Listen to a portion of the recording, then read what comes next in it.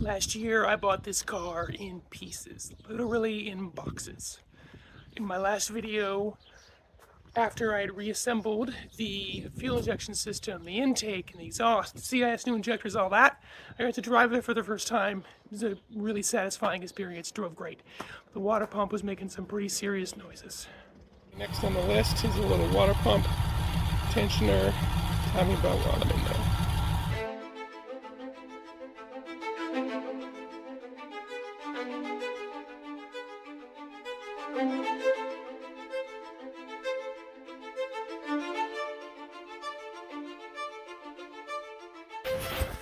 Well, I did put on the new timing belt for this car. The water pump is pretty noisy, so I've got to take apart the cooling system to swap the water pump. Now, the previous owner had these generic hoses that aren't really the greatest, and the hoses didn't fit. There's like T-clamps, and I don't blame him. It was the best he could find, but I was able to find the correct hoses for the car. And I'm waiting on some clamps that will be proper coated clamps, not these open style. And I'm gonna go make a mess and get distilled water, probably not clean anymore, but distilled water all over the driveway. I've got it up here near the street where it'll flow down. I'm gonna start by undoing the lower radiator clamp, which you can see is this T-clamp and generic hose, which is definitely going to have to go, but served its purpose enough for me to drive it, but it's time to replace it. Time to get to work.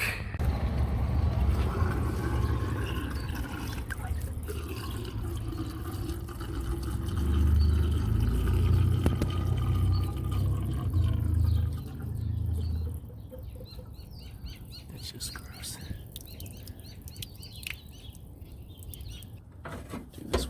Camera, sure. That's one rigged hose off the car. Draining the coolant on an old 5-cylinder is not what I would call a clean proposition, but I have removed the water pump.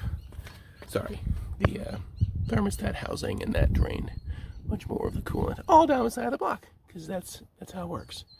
But it made a nice puddle out here. I think I got most of the coolant out of the engine, and I can reassemble, knowing that I'll put in fresh hoses and some fresh distilled water. Okay, I've got the car set at top dead center. I've got my timing alignment tool installed on the mount. You probably can't see the window. There's a little dot that lines up at the top of the valve cover. Now it's time to take apart, get the water pump and the tensioner out of there. I think that cover is going to have to come out too. See if I can do it without having to pull the crank pulley. Well, I was trying to avoid going to the hardware store, but I don't think I got a choice. This stuff is rusty.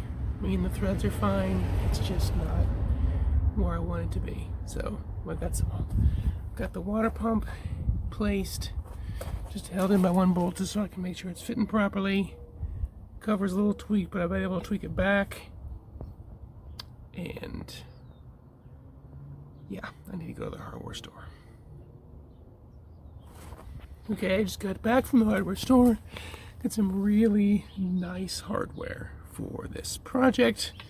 Got new stainless water pump bolts, as you can see, but I went a little step further. I replaced the bolts here for the thermostat housing, replaced the bolts for the water neck, replaced the bolts down here for the bottom of the cover, even the one over on this side, which maybe you can see, yeah, right there, right above the cam pulley, and got some new hex for what will eventually be the lower timing cover as well. So some nice new hardware befitting of this project. Much better. Okay, after 3 upper radiator hoses, I think I finally have the right one. Here's the weird cut to fit, that's in quotes, which gets all twisted and weird. I mean, I made it fit, but definitely tweaked. Not gonna last.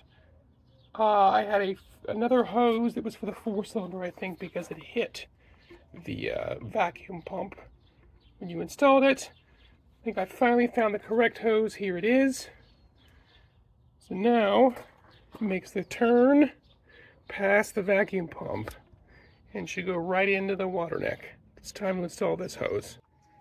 Okay, got the old weird twisted cut to fit hose off. Get ready to put on the new J hose. With some new clamps. It's gonna be really nice. Alright, it was hard to show this next step, so I'm just gonna have to describe it. I pulled the hoses off while I had everything apart, and I flushed clean water through the engine, right? So out the top neck, out through the thermostat housing, let it flush through to look clean. Do the same for the radiator, right? So I pulled off the hoses and top and bottom, and I let it flush until it was clean. Get some of that gunk and rust out of there. It looks good now. And then, as you can see, I've got the new J hose installed in the car. Replaced that weird cut to fit that was all twisted and janky. I did have to cut both ends a little bit just to make sure it fit correctly. It was kinking a little bit right here, and now it looks great. Now it looks like it fits well, like it was actually OEM hose made for the car. So it's time to fill this up with coolant. Well, I filled the cooling system. The noise is gone, and the car runs great.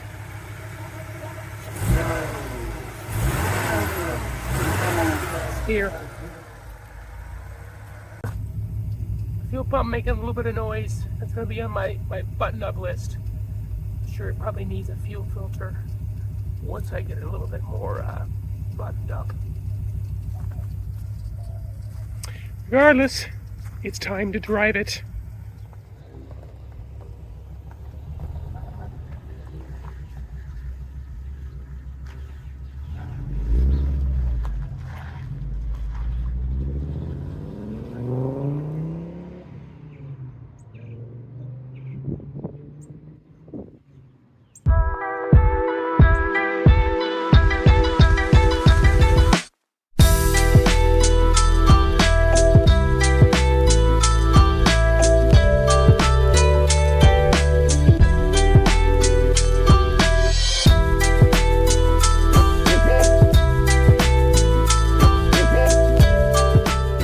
Last time I drove this car, it was the drove great, but it was the last time I drove